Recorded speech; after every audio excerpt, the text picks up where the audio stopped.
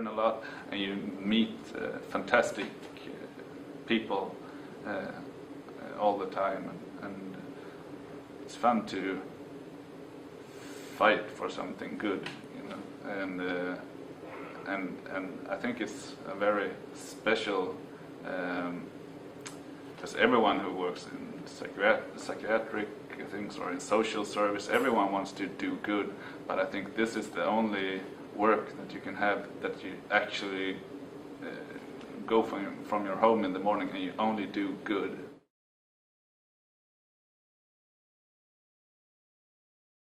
My name is Mats Jespersson. I'm a psychiatric survivor. 20 years ago I've been for 2 years in a mental hospital, but I killed myself. There was no help from psychiatry at all. For me it was something which suited very well my own experience in what you need. You need a person, one person who is very close to you and who is 100% on your side. Not 98%, not 99%, but 100%, completely. The personal ombudsman system is a system where persons, professionals, help persons with a history of mental illness to achieve their goals in the community or in their life, actually. The persons with a history of mental illness choose which changes they'd like to make in their lives, and our mission is to support them to reach their own life goals. Someone would like to change their housing situation, their working environment, their family situation. Some persons would like to have a loved one, to start a family. Someone would like to have friends. Some persons do have a problem with banks or authorities and need to have a legal issues sorted out.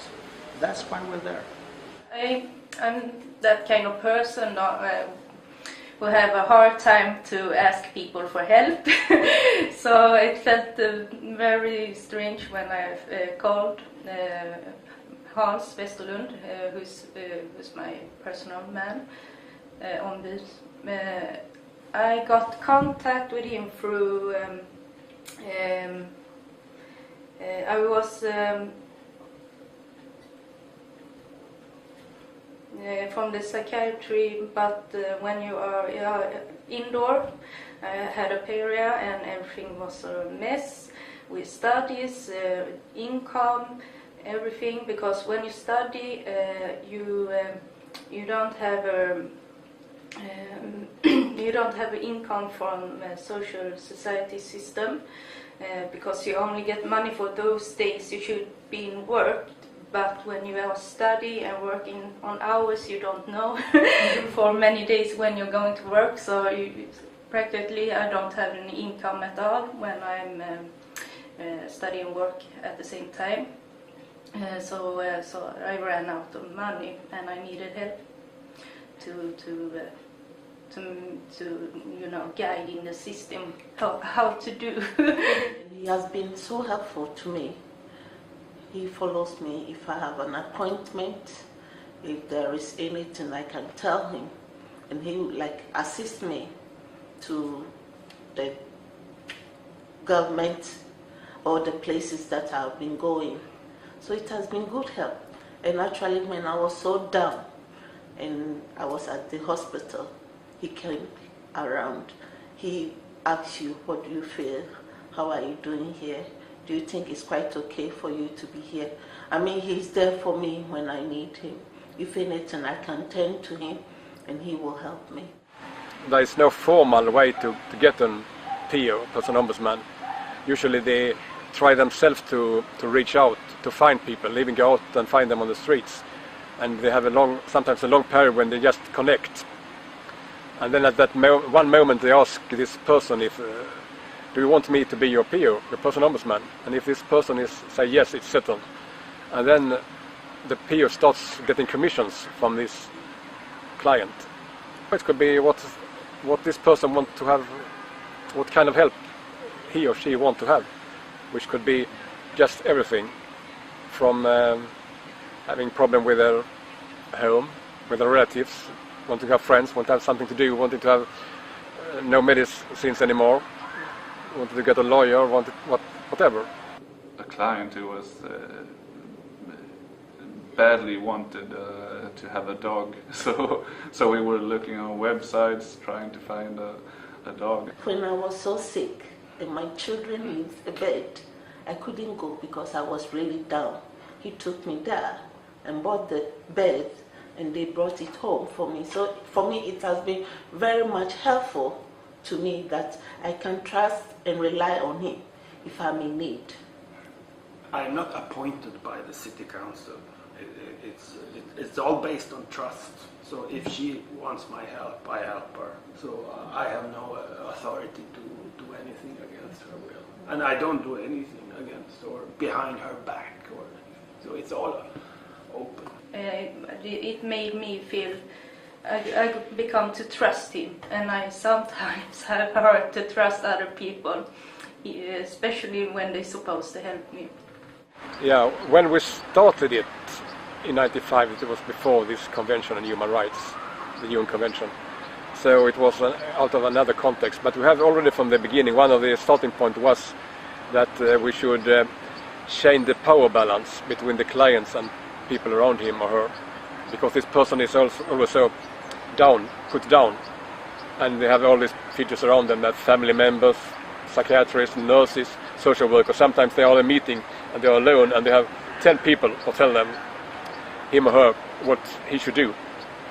So one of the ideas from the beginning was to help a little to change the power balance, so there's more power to the client. And later, when I was taking part in this preparing of the convention, this came up, this concept of supported decision making around 2005, 2006, and we saw immediately that this fit into this concept, which means that it's that you don't take the decision making away from the person. It stays there, it remains there, but the person might need some help to express, to formulate in words, first of all, what they want, and to communicate it sometimes to others. No, he does not make any decision, but he helps me or supports me in the decisions that I want to take. The difference between a guardian and a personal ombudsman is that the guardian is taking the decision making away from you. So the decision making is not staying at you, it's taken away and placed to another person. And this person makes the decisions. He can make decisions who are against your own will. Usually he should have a conversation, of course, but he can make decisions totally opposite your own. So that is the difference. But when you have a personal ombudsman, the decision making is staying with the person, like this. And the personal ombudsman is just supporting this person to formulate it or to communicate it. The basic idea in guardianship is that you appoint a person who takes decision for the third person. So if you have a psychosocial disability, guardianship, the guardian is the one who takes all the decisions for you, and you cannot take any decisions yourself. The evidence that is out there when you talk to people that have been under guardianship shows a lot of negative effects. Is being deprived of all your decision-making authority it's very disempowering. It's a feeling of helplessness, it's a feeling of not having any control of your life, which is not very beneficial especially if you're already not feeling well. Supported decision making is very much as it sounds. So you get support to make decisions. So the big difference between guardianship and supported decision making is that the decision stays with the individual. So what the supporter does is not making decisions for someone, but actually helping the person, enabling the person to make decisions, him or herself. Traditional mental health services constitutes by a group of professionals, in most systems nowadays, well-meaning persons, trying to define services for a group, a target group, what do they want, and then we try to identify and formulate and create an environment for them. But by personal ombudsman, we don't do that for them, we do it with them. We ask persons, what do you want? And it's not a group journey, it's an individual journey. Each individual counts.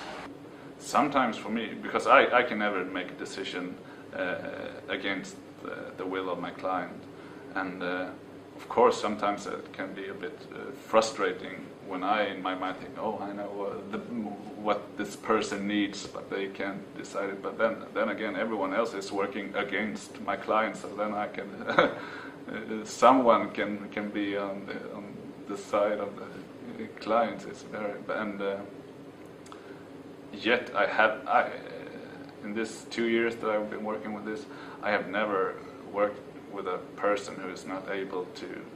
Everyone knows what they want, and a lot of them knows how to get there. Me and my personal ombudsman, we didn't have to have any rules because we were reasonable persons. I felt I had the power to say anything I want to him. So sometimes after a couple of years with a personal ombudsman, it often is a process where the change is taking place within the client suddenly, quite suddenly.